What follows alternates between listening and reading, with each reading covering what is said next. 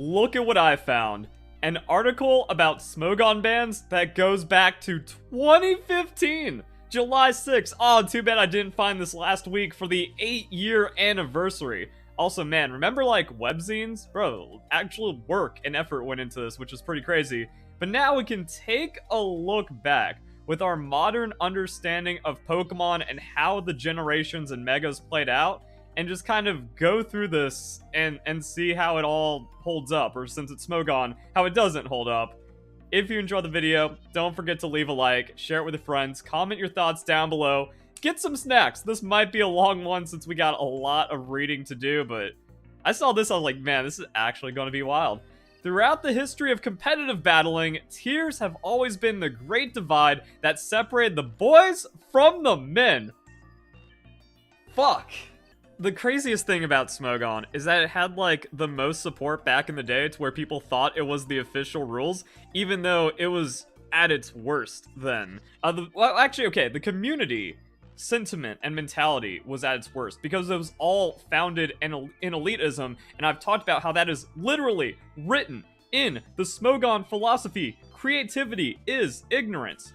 And then you can kind of see how that plays out into the bans and how everyone was just like, well, I ban everything that beats me, and that makes me a better player than you, pleb that doesn't follow OU and uses bright powder and double team. Trash. You know, it immediately starts off about their tiers. Now, Smogon is the worst because their ban decisions are complete nonsense. We're going to see if they were actually just more nonsense than we remember. So, separates the boys from the men, so to say, and have given Pokemon chances to shine in their respective tiers, instead of actually developing strategy and counters and evolving a metagame to where, you know, it kind of flows through, because tiers have never been a representation of power. It's just usage. When a Pokemon is too powerful for the tier it's in to handle, it undergoes a suspect test. And that's another weird thing about tiers, because like if you could just graduate from UU to OU, well, I mean, that means the Pokemon is always OU and players are just too bad to discover it, or Flavor of the Month is just making the entire system fraudulent. Which is where players discuss and express their opinions and experiences of a Pokemon that's thought to be too powerful for the tier to handle. They just say tier to handle twice? Yo, they only know like the same NPC talking points, and they had less back then. After discussion goes on for long enough, voting period begins. Not anymore with the council, tallying the votes of those who have laddered enough to earn voting rights so they can decide the fate of the suspect. We've had many suspect tests throughout generations for many tiers, but OU always got the most attention. I don't know why they throw like the seams in there, because yeah, that's kind of where you get the most play inside of Pokemon. This could not be truer for Generation 6, where it all started going wrong. Many of these Pokemon that were banned are familiar faces from previous generations, so you kind of know what to expect when a suspect test about them occurs, but the new faces that came out about the generation, some people don't know the story behind some of the new Pokemon that were banned, so they might not understand why they were banned in the first place. Sit down, pleb. Let me tell you a story of why Aegislash is too powerful. Because you don't know any better. You weren't there for the suspect test. They might not know why they were banned in the first place, unless they looked all over the forum. And that's enough, like, at least they can acknowledge that. Like, that's worse now than ever. You can't find a single place where all the bans inside of OU are documented, unless, like, you team check your team in Showdown and it says, oh no, you actually can't use this, even though it's not written anywhere, because the bans happen too often, and then there's like too many weird things that just don't get updated because of it. This article could be considered an archive of the new Generation 6 Pokemon. Hey, we're going back through the archive through the article. Neat. So this is an article of Pokemon that were banned from OU, explaining their traits and why they had to be banned, as well as how close or one-sided the voting phases went for each. The crazy thing is, the evasion suspect was like as close as it could get, and then it was just never looked at again when it came to the banning. And then people are just like, evasion bad, because Smogon says so, even though like 32% of people didn't think that. Starting off with a bang, the suspect test on Aegislash was easily the most controversial and heated of them all. Stat-wise, Aegislash doesn't seem all that promising defensively or offensively. What? Even if there wasn't a shield form, even if there wasn't stance change, this would be a trick room monster. Or you do some weird stuff where like you max invest into hit points, find a magical way to take a hit, And this is something I've been breaking down in Smogon Ban decisions forever, where they just put so much fluff, filler nonsense because they don't really have an argument, so they have to just like keep just spewing words into the post until it sounds like they're trying to make something cohesive. But if you actually read it and you use comprehension skills and game understanding, it just doesn't make any sense. And it's also like these weird devil's advocate things where it's like, well, this Pokemon might not be centralizing, or on the surface it may appear, like all of this midwit nonsense empty language that doesn't mean anything. So yeah, with all the 2 traits put together, Aegislash became a massive pain for teams to handle. Could utilize Shield Form to get its... Oh, now the stats went from not promising to great defensive stats. Even then, like, yeah, Pokemon that's stuck 150, 150, 60, that's God mode defenses. And then as we've learned, this doesn't matter. But while it's true that Blade Form's defenses are abysmal, actually hitting Aegislash in Blade Form can be very tricky without trading blows with it. Isn't that the point of a tanky Pokemon? Also, this is already ignoring damage theory. I wanted to see like what modern Pokemon understanding and all of these things I've been developing that no one else is developing about competitive Pokemon, how they apply to these old school ban decisions or just old school metas. Don't worry, boys. I'm cooking. Just wait until you see the future content I've been thinking about. It's going to get wild. And this kind of backs up into it. So it's like, okay, you trade a blow, but I mean, if you KO Aegislash and it doesn't KO you, you just won the trade. King's Shield can revert instantly back to Shield Form with priority, but that's why you hit it first. And then that's why you also don't let it set up 3 Swords Dance so Shadow Sneak starts one-shotting you. You can win the trade at some point if you have actual skill in the game. Aegislash is a purely skill check Pokemon.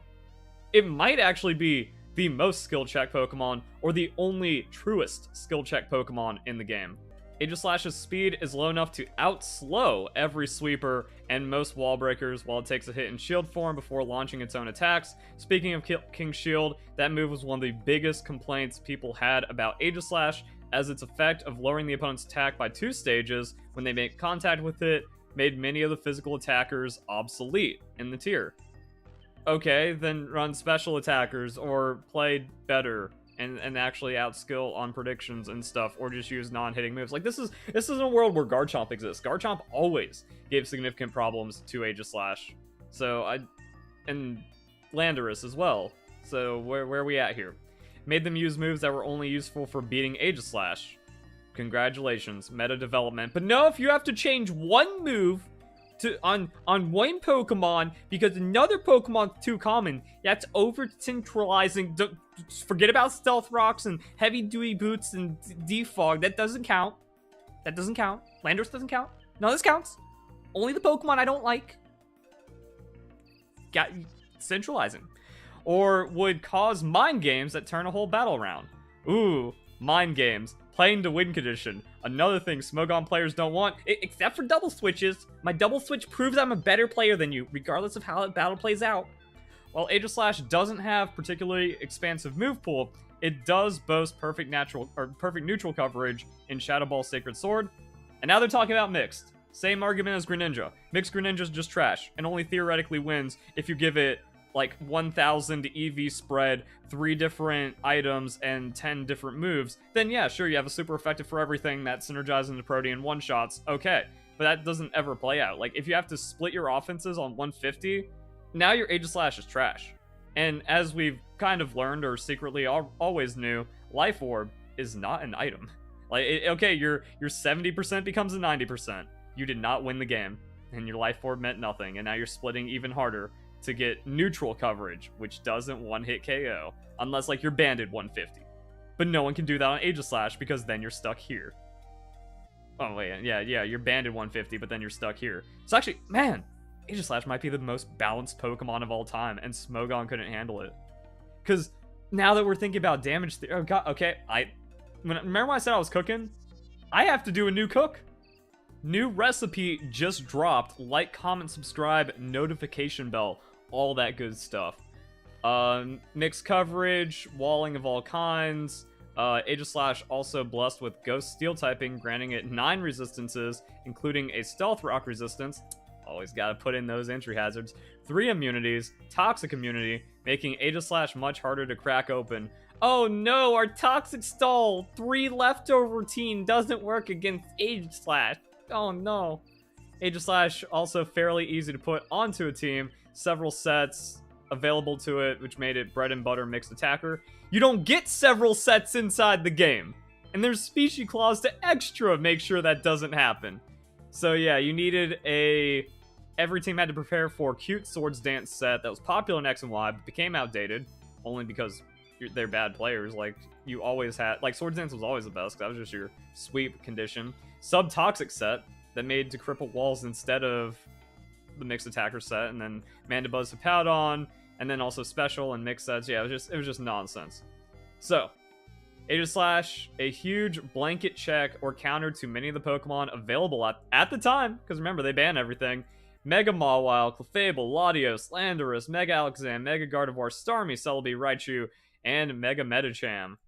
And Mawile got banned. So you banned the thing, and then the last thing, and then counters and checks, and now you don't have a metagame. Really neat. Well-made decision, Smogon.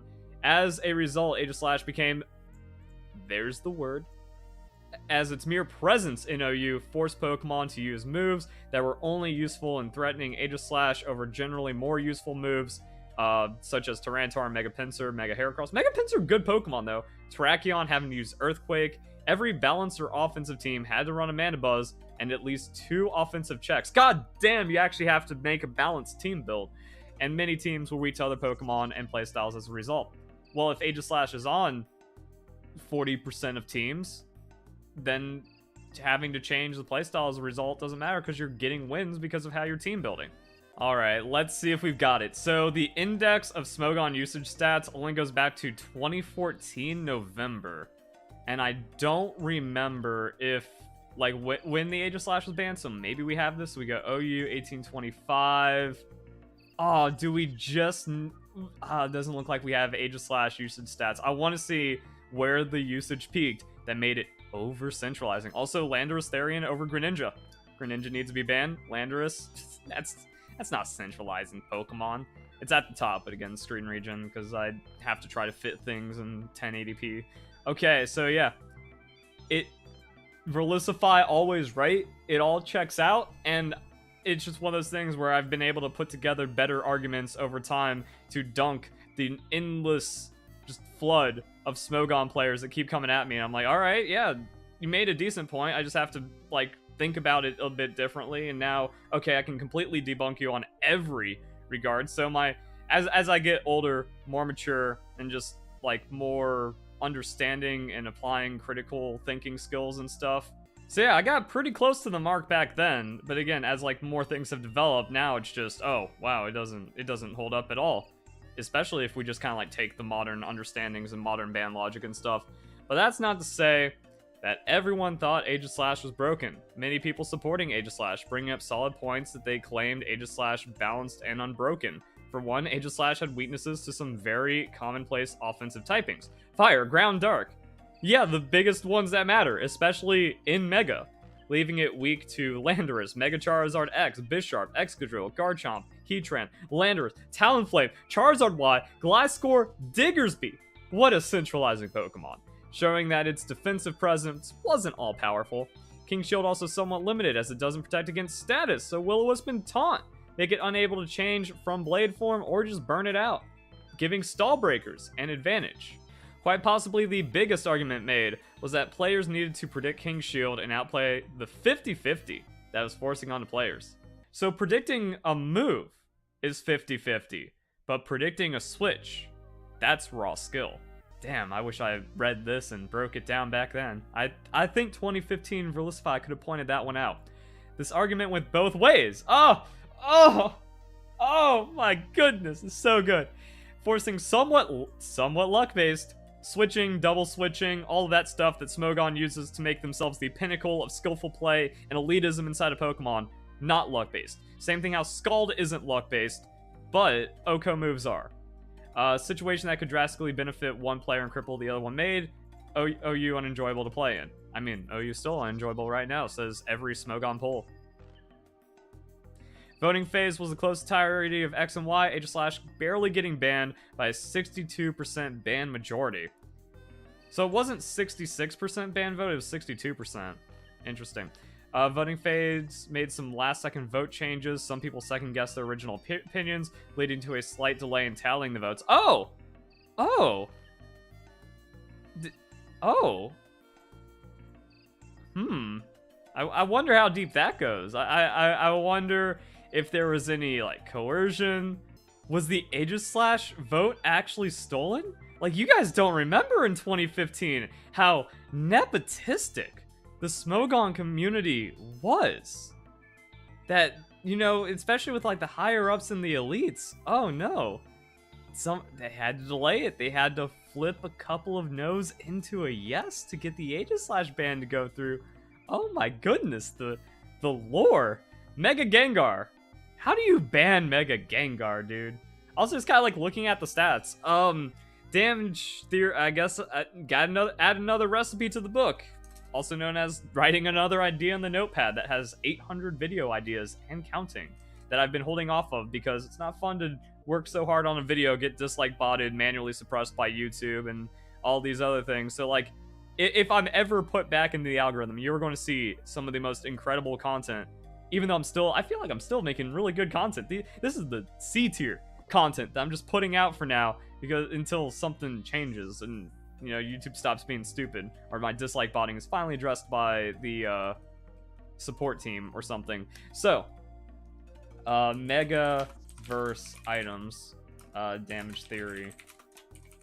So we're going to add that to the recipe book. You guys getting that inside look for waiting 17 minutes into the video. The idea here being like, okay, what is the equivalent? Like, what is Life Orb? Like, is Life Orb 130 equal to 170? Or is Choice Band 120 equal to 170? Also, Gengar with no high base power moves means that, like, this just isn't good.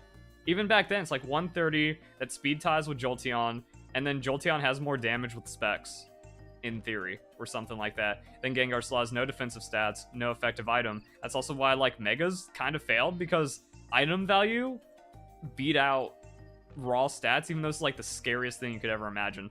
Let's see how Smogon oversells a 170 no item stat. Meet Mega Gengar, also known as the stall killer. Oh no, not the precious stall. Dude, Smogon players not survive 1 second in the schizophrenic Japanese anti-stall meta that's going on right now, and has been going on since Season 3 Pokemon Sword and Shield Generation 8. Mega Gengar is a Pokemon that single-handedly killed stall thanks to its unique and nearly uncounterable strategy. Nearly uncounterable, let's hear it. First, Mega Gengar, one of the few Pokemon that have access to Shadow Tag. God forbid Gengar switches in. Actually, it has to Mega first before you can actually get that Shadow Tag, so that means they have to opt into getting stalled, or also just kind of like with Palafin, give them a free turn on a 170, 130. Alright. Trapping any non-Ghost type Pokemon with relative ease. This on top... Wow, yeah, the Ghost type thing was back in Generation 6 change, right? And they still banned Shadow Tag. Okay. This on top of impressive 170 and 130 allowed Mega Gengar to safely revenge kill many sweepers and wall breakers. So you're coming in negative. You're coming in -1 to revenge. Don't know how that's ban logic. Such as Life Orb Latios, Mega Gardevoir, Starmie, Tyranitar. Okay. This was the initial thought people had when seeing Mega Gengar, then realized there was a much darker, much more devastating strategy. So, for some reason they're talking about, like, I guess this is alright, because if we're talking about an archival article that wants to go over the ban history, you do talk about, like, this isn't the bannable Gengar. Let's talk about the bannable Gengar, Perish Song. Perish Song is somewhat an unused move in the first place. Mega Gengar made excellent use of it. The strategy was simple. As soon as the opposing team brings in their wall, if said wall fails to 2-hit KO Mega Gengar, the Mega Gengar could switch in, trap it, Perish Song, survive 2 weak hits, switch out on last turn, and just like that, remove for the rest of the battle. Teammate was free to start a sweep. Lot of weird stuff going on here, because Baton Pass took a long time to get, like, discovered and then used a lot and become a flavor of the month. But this would, like, anti-trap while also setting up, and then the opponent blew their Mega and just doesn't get to play the game. And okay. Also, what a lot of the Mega decisions ignored is that this uses your Mega. So you trade Mega to remove the wall, and then that safely removed them for the rest of battle, and a teammate was free to start a sweep. Wow. So they beat your strategy with the one-time thing. It's not like everyone could run a Mega Gengar. You had to have the Gengar. And if you see a Gengar on the team, probably going to be the Mega. And if they have two potential Megas on team, and they're both running Mega Stones, then one just straight up doesn't have an item, and if it's a Gengar, that is not a Pokemon. A regular Gengar without an item is not a Pokemon. This strategy worked on a variety of defensive Pokemon at the time, such as Deoxys, Clefable, Heatran, Skarmory, Slowbro, Megas, Venusaur, Mew, Chansey, Quagsire, Mungus, Chestnut, and Sylveon.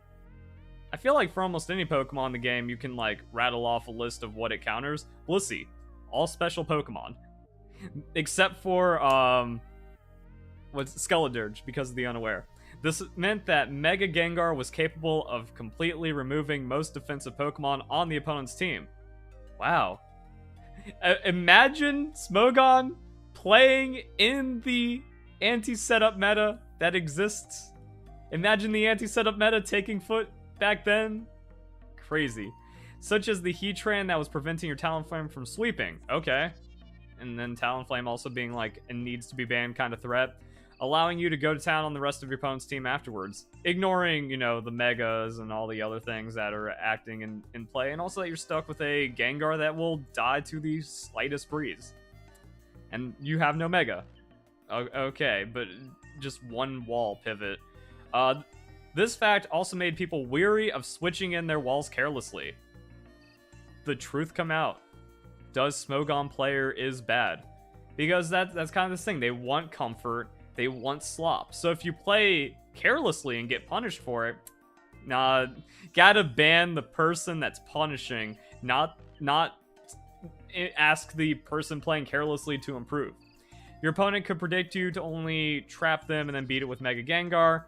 Switching your wall meant the Pokemon in front of you was also likely to have its way with your team, created a very unhealthy metagame that made Stall an extremely weak and unreliable playstyle. Oh! Wait, Stall being weak and unreliable is bad? Stall is so healthy for the game that it needs to be preserved and protected at all costs? Sure. But it wasn't just walls that were at risk of being trapped. Mega Gengar had Destiny Bond in its arsenal. Wow, trading! So you trade an offensive Pokemon with the Mega, you still have a Mega, and now your wall is free to move about the cabin. That's bad though, unhealthy. Opponent couldn't switch out thanks to Shadow Tag. They were left with no way out and forced to attack Mega Gengar. That actually sounds like cool and interesting gameplay dynamics. Lead to their own demise after Destiny Bond. Wasn't even possible to PP stall Destiny Bond by not attacking. Mega Gengar could taunt. So we're talking about a Gengar that's taunt, Destiny Bond, Perish Song. And I guess like protect or something for the trap. Ooh, so spooky. Yeah, Mega. So guarantee a kill on almost anything slower than Mega Gengar. The ultimate one-for-one Pokemon that costs you your one-off gimmick. Wow. It's also usable in defensive Pokemon that could kill Mega Gengar before Perish Song finished. Scizor, Ferrothorn, Glasgow, Hippowdon. Nothing was safe for Mega Gengar once it got set up. So it's also not like you're losing your Mega. You're also losing a turn. Because again, like you can't just Gengar, switch into the tank, then Mega, because the opponent's going to know what's up and then switch out, and then like now there's counters. And like that could also just go so terribly wrong. If this was like the whole mentality that's getting Gengar banned with like Perish Song shenanigans, then like what you do is you wait for them to bring in their Gengar, you switch out into the thing that can just deal with Mega Gengar, and they're going to like Mega Evolve Perish Song, hoping that you stay in on your tank. But now they're just going to Perish Song a sweeper Pokemon that can one or two shot Mega Gengar. And then you're just trading a sweeper for a Mega, which just sounds like the biggest win. But because Gengar can do that, because Gengar can minus its team, it needs to be banned. Is there something I'm missing? Because on the battle spot, there was not a lot of Mega Gengar. I do not remember it because it's just not a good Pokemon, as we can also see from like the whole Freedom Cup thing, Battle Stadium 3v3, 3v3 being very similar to 6v6 with the usable Pokemon, how that plays out, and that if you just kind of play Freedom Cup, you actually don't just have everything being banned, shoved into one thing, and then it being just a mess. It's actually just a more enjoyable and balanced metagame, Verlisify always right kind of thing. Like, since I didn't see Mega Gengar, was the mechanic actually that if Gengar is on the field and you try to switch and it Megas, you don't switch? like, was there something broken there? I don't think that is how the interaction would go. Wait a second, despite all this, there was one argument that some people made. Gengar needed to Mega Evolve before it could begin its job. This meant that Shadow Tag wasn't in effect until the turn after Mega Gengar evolves. So yeah, like, everything I said was valid, and there wasn't, like, some kind of extra broken mechanic against tank Pokemon. And this is another thing, where, like, okay, so now, for the ban logic, and this is something I've also been, like, drilling Smogon for almost the last decade on, is that if you're factoring in Stealth Rocks into all the damage calculations, and you're using, like, oh, blank needs to be banned because it one-shots everything after Stealth Rocks. I think that was a lot with Greninja, too, where it's like, well, Greninja has no counters if we already give it 10 different moves, 1,000 EVs, 3 items, Protean, all these movesets, and Stealth Rocks. No counters. Problem: the game does not start with Stealth Rocks. You have to minus yourself in some kind of way, or trade Stealth Rocks for Stealth Rocks to be a thing. If your Stealth Rock setter, like a Ferrothorn or something, just gets one-shot by a Medicham, or a Fire-type move, or something weird happens in the beginning, now you don't have Stealth Rocks, and you're just down. Or if you trade, like, a Focus Sash or something, now it's a 5v6, and then with all the Greninja arguments, there's just no acknowledgement of trading. It's not like every single time Greninja hits the field, it will always and forever 1-for-1 plus. If that happens, then yeah, we have a problem that might actually need some serious ban discussion. But that has never happened in the history of Pokemon, and that was still not Greninja. So even if Greninja does get a KO, now it's a 5v5, and Greninja is in a vulnerable, revengeable state, and potentially, like, took damage or traded a hit or something, especially into, like, a bulky Pokemon. So now that happens. Also, it's weird when it's like, oh, Greninja can't Focus Sash, so you just can't offensive it out. But where's my Stealth Rocks? Why do you get the Stealth Rocks, but I don't get the Stealth Rocks breaking the Sash on your Greninja? The ban logic was never consistent. So now, turn given up for Stealth Rocks, turn given up for a Mega Gengar evolution. This is why Palafin's garbage, but Smogon players just can't deal and understand how to capitalize on a turn. This was made a bit easier by Gengar only having 110 speed before Mega Evolving.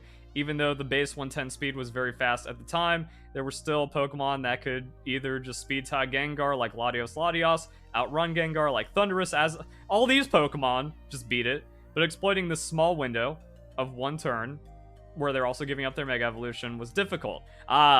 Gain too hard, ban. So, quick banned. What? They were quick banning like that back then? Even with all this argument against it? Like, that's another thing.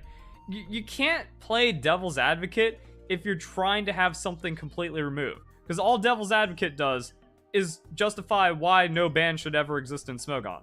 Okay, I'm thinking we turn this into a series, because we still have a long way to go. I think we get 3 parts out of this. The next one will be Mega Kangaskhan, Mega Lucario, Mega Mawile. Then we do the Oras bans, where we finally see that Greninja ban logic come in.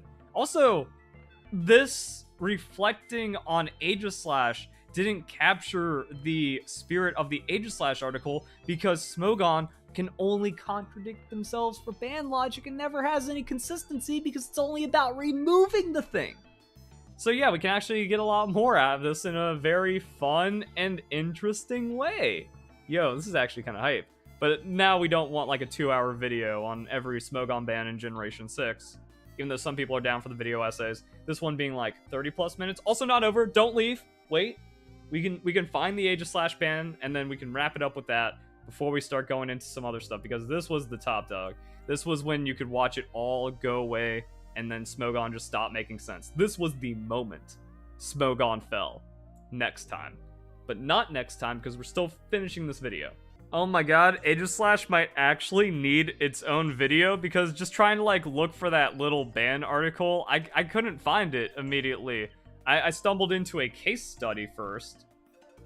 A Pokemon DB discussion that's all like NPC talking points.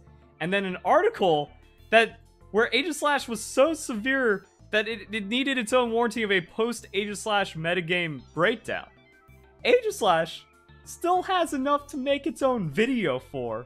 Bro, just so much weirdo stuff. People asking, why was Aegislash banned? People not coping. How did Aegislash downgrade from Ubers to UU, and then did it go back to OU or something? And I think it got banned from UU into UUBL. Oh, and of course it's our Stunkfist. Of course! It's those brain dead kids.